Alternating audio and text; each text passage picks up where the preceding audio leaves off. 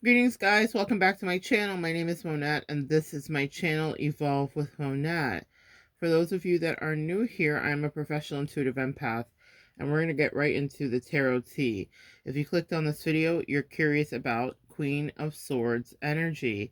The Queen of Swords is a card that is associated with Aries, excuse me, guys, right out the gate. Morning has broken and the coffee's not in my system yet, but I was studying this morning and this is what we are going to get into. Anyway, so the Queen of Swords is associated with Libra. It's associated with air signs. That's why I said Aries. Air signs, Libra, Gemini, air signs, and it's about our mercurial communication. So, and Aquarius as well. And so it's really interesting because the Aquarius thing is an interesting thing. People get that confused because when you see it, it looks like the water bearers, but what they're really disseminating is information and frequencies because Aquarius rules thinking bigger, globally, internationally, galactically, humanitarianly. Anyway, so the Queen of Swords, if you pull that card, if anybody's doing a reading for you, or if you work with your own deck, as I recommend to my clients that are more advanced, that any client that I work with, usually we usually get into them doing their own work, and because we are all intuitive. So here's what you need to know about the Queen of Swords. That energy is a decisive, swift energy. We're going to talk about it. I'm going to read to you a little bit about it and we'll discuss it. So that way you can understand if you need to be embodying that energy. Now, a lot of us, whenever we go through spiritual warfare, will need to embody that energy. We'll pull on that energy and we'll be able to utilize it to help us get super clear. So let's pay attention to what the angels have to say here. The Queen of Swords exists within a cool blue forest. Distilling her wisdom from her own mental prowess, a symbol is the air element, and that air element demonstrates communication, especially with the sword around her. So, the things you want to ask yourself when you're dealing with the Queen of Swords, guys, is how independent are you? Are you being a perfectionist, or do you need to be? Do you need to articulate something? Are you being impartial? Because it's a very clinical observation and look at whomever is around you. If you're in the Queen of Swords energy, you are the decider. What I love about the Queen of Swords, or what you need to know about tarot in general, if you see the sword suit, is that the more swords you have, the more confusion there is. And with the Ace of Swords, the Queen and King of Swords, and even the Page of Swords, we're dealing with singular focused energy. The Page of Swords is a stalker, the observer, the investigator, okay? The King of Swords can be sometimes cruel, narcissistic, but also associated with business acumen, acquiring quick decisions. The Queen of Swords is not emotional. And that is something that I think that a lot of empaths definitely could lead into. The archetype of the Queen of Swords. This is not, you're not incanting the Queen of Swords. We're not calling the Queen of Swords in, but the archetypal energy of this is as such for quick cerebral decisions that are not rooted or based in emotionality. So you want to understand this. How can I connect with my strength of discernment? How can I look at things objectively? How can I see through all illusions and find truth? And also understand this, that my mind and words are powerful allies. When we're dealing with the sword suit in tarot, we're dealing with mercurial communication.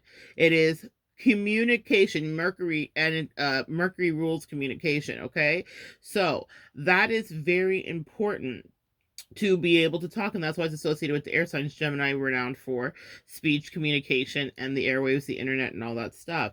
All these signs work so seamlessly together, Libra, Aquarius, and Gemini, regarding communication. So here's another layer to the Queen of Swords. You will be dealing potentially with energies that are Libra, Gemini, or Aquarius, where you will be asked to embody the principles that those energies all traffic in. So for Geminian energy, it's communication, communication. It also can be tricky, so you need to understand who you are. If the Queen of Swords is upright, you're going to be exuding or needing to stand in the positive aspects of each sign, because each sign has its duality for positive and negative, right? So for Libra, that would be diplomacy. For Gemini, that would be quick communication. And for Aquarius, that would be thinking outside of the box. The Queen of Swords is a problem solver. You guys get it? When you see the Queen of Swords, she is a problem solver. But it's not always going to make anybody else around the Queen of Swords happy for her to solve the problem that way. In order for you to be into the archetypal energy of the Queen of Swords, you have been pushed. It has been something that's happened repeatedly in the background, either bad behaviors of the humans around you, circumstances that were beyond your control, and you had to get out of your Queen of Cups, which would be a very loving, nurturing, matronly energy. You had to get out of your Empress energy, which is benevolent, kind, still with great boundaries, and you had to get into your Queen of Swords. This is no jokes, and this is no compromise, and this is no more negotiation. You are now assessing a situation like a general. You are potentially in danger, emotionally, energetically, or actually, and you are having to make a quick and swift decision that is rooted not in emotionality, but in clear, cognizant thinking. Let's carry on. With the Queen of Swords, you are able to see through illusions and deception. Speaking your truth at any given time, you are highly perceptive when you're in this energy. You are analytical and straightforward. You embody deep maturity that is always becoming more refined. Gleaning with wisdom through trial and error, you've learned many lessons. You're not particularly emotional or sensitive when you're in this energy. This queen connects deeply through their own sharp intellectualism with others. When they are on your side, they are extremely loyal and supportive, despite apparent coldness, because again, tap into that Aquarian side of this. It is renowned for cold, cool, clinical energy. My bestie is an Aquarius, so I have been delighted to see Aquarian energy happen up close. And there are moments in our friendship. My bestie for me is a never ending, like, furnace of warmth and love and support. I've never felt more loved in my life, ever, by another human in my life, okay? I'm so grateful. But my bestie is an Aquarius, and there is a clinical cold side that I have seen, not with me, thank you, Jesus, but it's there. And I also know, shall I tread lightly? For it could be me. And she would say, no. And I love you, bestie. I know exactly what you mean. But every Aquarian knows how to cut shit off if they are not pleased. And if I were doing something that were not pleasing, I would be dealt with expeditiously with Queen of Swords energy. So never underestimate who you love or who loves you. Know all their sides so that you know how to behave yourself. That's exactly what I shall do. Good bestie behavior. That's what we exhibit. But I have seen her, and she has taught me, and that's another thing. We learn from the people around us, guys. So she has taught me exactly, when I say taught me, not through verbal tutelage, but in observation, which is how I learn anyway. In observation, which is like kind of my superpower, I have watched how she has managed things when she needed to, or how she's compartmentalized when things have gone left or right and she's needed to kind of like batten down the hatches. This is the energy that you can traffic in, and it is brilliantly icy and cold. And I've even picked up a couple tricks. She really enhanced me. Pay attention to your relationships that surround you too. The Queen of Swords would, and you should as well. Because those people that are around you are teaching you things, no matter what sign they are, no matter what form of human design they are, no matter what planet they migrated in from the cosmos. Everyone is teaching you lessons. Relationships are mirrors, and they are educators, okay? So with the Queen of Swords energy, what you need to know is the coldness. Be aware, and they're aware of the importance of your bonded connection. This card encourages you to think objectively while tuning your own mental strength to make any decisions at the time that you're in and approach challenges without emotional ties. It's just business. Maybe that's going to be in the caption. I hadn't even thought about it till just now. The Queen of Swords. It's just business. Yes! That's the message for the Tarot T. The Queen of Swords is about business. Get out of your feelings and get into your bag, or get out of your feelings and get into your work, your life, your regeneration. That's what the Queen of Swords shows up to do. If you see it pulled out in a spread, or if you're a person that pulls a few cards for yourself and you pull it, that's your guidance system. Now, there is a negative side to this because in all things, there are dualities. So when you're dealing with the Queen of Swords, the duality of the Queen of Swords is this.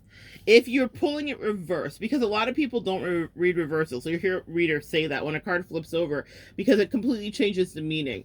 And the reason, can we talk, that a lot of readers don't read the reversals is because we have been bamboozled and hoodwinked as empaths to think that everything is just the light and the love, when if you don't understand the duality and the darkness and the depravity that we humans can sing to, then what is the point? Or that is in you. As my mother would say, there's a little good in the best of us and a little bad in the worst of us, so it doesn't profit any of us to talk about the rest of us, right?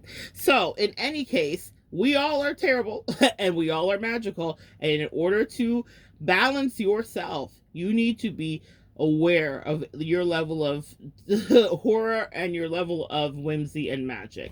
The reversal with the Queen of Swords, to understand, is it highlights the importance of your intuitive and emotional strengths rather than relying solely on logic. So if you pull the Queen of Swords in reverse, it's saying, now we need you to blend your compassionate, feminine energy, that divine feminine energy, with your cerebral, clear cut words. We need a little bit of warmth mixed in with the coldness. We need a tempered batch of your energy in order to approach or tackle the situation. So conversely, we also may need to use more intellect over the emotion. So this placement also indicates impassivity or indifference when it comes to dealing with other people, and an overall lack of communication. If you pull the Queen of Swords in reverse, the essential message is, I don't really care. I don't care. And sometimes that is a gift. To not care enough to engage, to fight, to work, to do, to kill yourself, to put in extra energy, whatever the situation or the person or the dynamic is. Or it could be, and this is where you need a reading with people. It gets really nuanced, guys, because I can teach you the principles of the tarot, but what you need to understand is that it's never ending. The tarot isn't about these little cards and the symbols and the pictures. It's really your intuition. It's a tool that helps you to really get your intuition. I'm hearing it gets the people going from Napoleon Dynamite. It gets the people going. It's about getting you to start to envision answers for yourself if you're not able to do that. I was really fortunate to learn. My gifts were truly downloaded. I was averse to tarot 1000%. So I learned my intuition first, and then the tools were added at the very end of my journey. Really, it was really interesting. Or years ago into my journey, but I spent years in the trenches just figuring stuff out. So I understand the whimsy of the tarot, and that it's not a concrete thing. And the reason that also, here's a quick aside, that people aren't reading reversals or don't like to too, is because there's a lot to learn. Because yes, you can study a book and read a book and all that stuff, but in the moment, if you're pulling those cards, you need to make a story happen. And it's a weird thing to explain, but what you do is you just kind of like, I don't know, you step back from your body. That's the best way that I can and help you understand it, and just let whatever comes come. I had a situation recently, a wonderful moment with a client where something came true, but during the reading with that client, I channeled a song, and that song, as silly as that song was, literally was the key and the angels did this amazing magical 360 or 180 moment where they, or 360, excuse me, where they brought it back around exactly to that very silly song, my very silly line of questioning. And the client texted me a day or two later and was like, oh my gosh, this thing came true in this very specific way, and it was directly correlated to what I channeled. When I tell you guys when I'm working with you that clients are like, how did you know that? I'm like, I don't know. People may think that it's it's about you stepping back from your ego, truly. Maybe not your body, your ego. I have to step out of my ego to think that I know something because I am a conduit. And any practitioner or worker, and yourself included, empath, you are a conduit. You have an intuition. You've had premonitions. You've known something was going to go left or right. You've had an intuitive nudge to do this and you didn't do it and it didn't work out the way you thought. You've had the Jiminy Cricket, your angels, your ancestors on your shoulder. The tarot is simply a tool to help you hone that. And you can feel however you want to about it from various perspectives, but it's just pictures. Your intuition is the truth. Does that make sense? And so when you are reading your cards, for any of my girlies and guysies out there that are into this and that figure this out and get some guidance from it, understand that there's no power in that. It's in you, and it's what's coming through you. So what comes through me may not make any sense to me. When I say I'm the messenger, I mean that actually and literally, and so are you. So you will get an information, you will get a message, and you make sense of it. 10 cards could be in front of you, and you could be picking up a message that literally is not correlated to the archetype of the card, and you could be accurate, and you will be accurate. So when I get these snapshots and pictures and I channel things, I just let it go.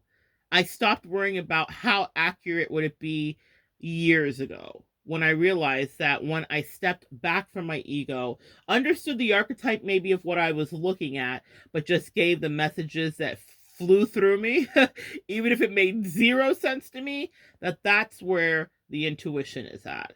But you have to actually practice that, and you have to be connected, and you have to have good spiritual health. There are other prerequisites for this working well for you. It is not something that anybody can do, and that's why it's not something that everybody does do. But if you're here, it's something you can do. Anyway, it's so good sharing the tarot tea with you. Queen of Swords. Do I care or do I not care about you? And if I do, I will deal with you justly, swiftly, but mostly coolly, because my emotions are not for you in the situation, or the situation does not call for my emotionality. It calls for clear thinking, it calls for quick decisions, and it calls for progress made and moving forward without any emotion. Because for whatever reason, where you find yourself means that you need to be self-protective or you need to be circumspect. Either way, protect your neck. And if you're the Queen of Swords, with that sword, your neck is protected.